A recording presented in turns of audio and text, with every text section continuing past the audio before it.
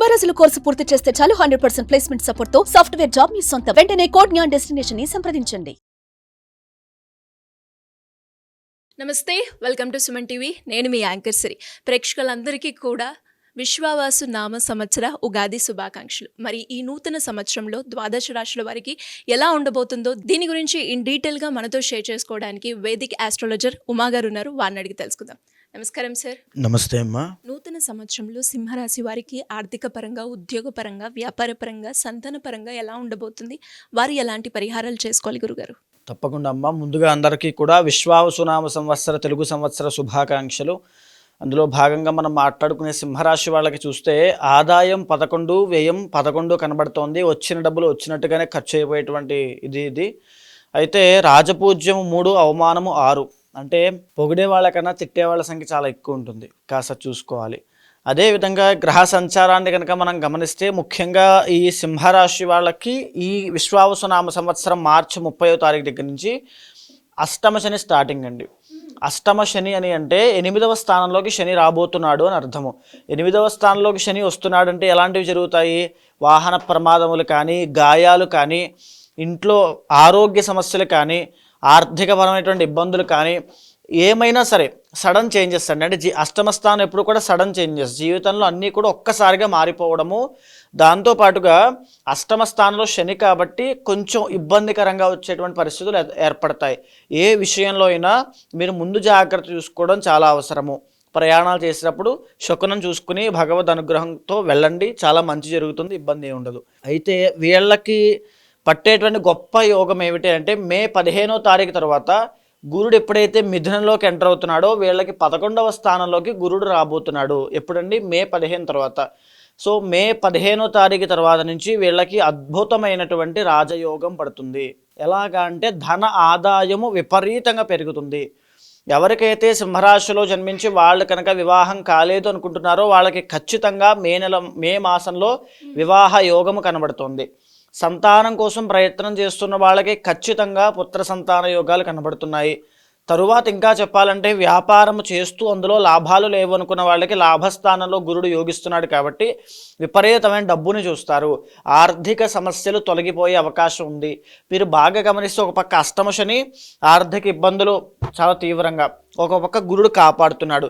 So మిశ్రమ ఫలితాలు రెండు బ్యాలెన్స్ అవుతున్నాయి శని గురుడు సంబంధించి. అయితే గురుబలము కేవలం మే టు అక్టోబర్ దాకా మాత్రమే ఉంటుంది, కానీ శని యొక్క దోషము 2.5 సంవత్సరాలు ఉంటుంది. కాబట్టి ఎలాగైనప్పటికీ కూడా ఆదాయం ఉన్నా లేకపోయినా ఫైనాన్షియల్ మేనేజ్మెంట్ చాలా జాగ్రత్త చూసుకోవాలి. ఆరోగ్యం పట్ల ప్రత్యేకమైన శ్రద్ధను తీసుకోవాలి. ఈ రెండు చాలా అవసరము.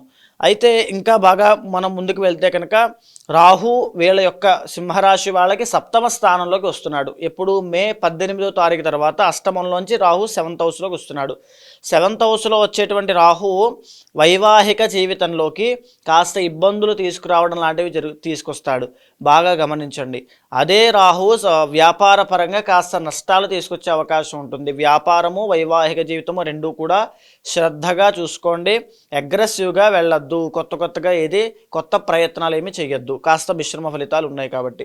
అదేవిధంగా ఇలాంటి దోషాల మధ్యలో కొన్ని రాజయోగాలు రవికుజులు ఇచ్చేటువంటివి అది ఎప్పుడు ఏర్పడబోతున్నాయి అంటే ముఖ్యంగా మనం మాట్లాడుకుంటే కనుక 13వ తారీఖు సెప్టెంబర్ దగ్గర నుంచి 27వ తారీఖు అక్టోబర్ దాకా అద్భుతమైన రాజయోగము. ఈ పీరియడ్ ఆఫ్ టైంలో ఏదైనా భూలాభము, లేకపోతే సువర్ణ లాభము, నూతన వాహన సౌఖ్యము, లేకపోతే ఎవరైనా కాంపిటేటివ్ ఎగ్జామ్స్ రాస్తున్న వాళ్ళకైతే ఒక గొప్ప విజయాలు పొందేటట్టుగా, లేకపోతే గవర్నమెంట్ పోస్టు కోసం ప్రయత్నం చేస్తున్న వాళ్ళకి గొప్ప విజయాలు పొందేటట్టుగా, స్పోర్ట్స్ ఫీల్డ్లో ఉన్న వాళ్ళకి కూడా గొప్ప విజయాలు పొందేటట్టుగా, ఇంకా చెప్పాలి అంటే ఆరోగ్య సమస్యలు తగ్గేటట్టుగా, కోర్టు వ్యవహారాలన్నీ అన్నిట్లోనూ విజయం పొందేటట్టుగా ఈ పీరియడ్ ఆఫ్ టైంలో గొప్ప విజయాలు పొందుతారు. ఈ పీరియడ్ ఆఫ్ టైంలో మంచి నిర్ణయాలు తీసుకోండి, అద్భుతంగా ఉంటుంది. దీంతో పాటుగా మీకు చెప్పాలంటే రవి యొక్క బలము చేత మే 15వ తారీఖు దగ్గర నుంచి జూలై 15 దాకా ఎక్సలెంట్గా రవి బలం ఉంది. ఎవరైనా గవర్నమెంట్ జాబ్ కోసం ప్రయత్నం చేస్తుంటే ఈ టైంలో కూడా మీకు అద్భుతమైన రిజల్ట్స్ కనబడతాయి. వెరీ షూర్, ఖచ్చితంగా. ఇంకా చెప్పాలంటే గవర్నమెంట్ జాబ్స్లో ఉంటూ వాళ్ళ పెర్ఫార్మెన్స్ అంటే ఏ పని చేస్తున్నప్పటికీ కూడా కార్యసిద్ధి, అంటే ఎలా అంటే ఏ పని పట్టుకున్నా అందులో విజయము. అనుకున్న పని అనుకున్న సమయానికి అవుతే వచ్చేటువంటి ఆనందం వేరుగా ఉంటుందండి.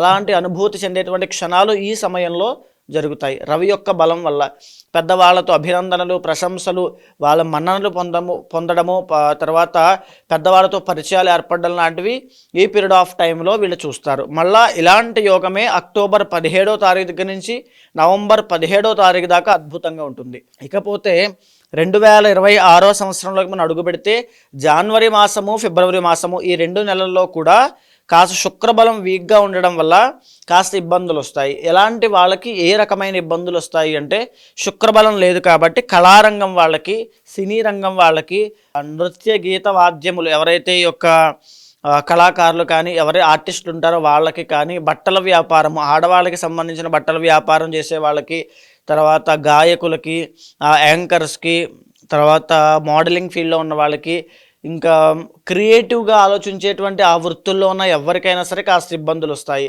దీంతోపాటుగా వైవాహిక జీవితంలో ఇబ్బందులు వస్తాయి.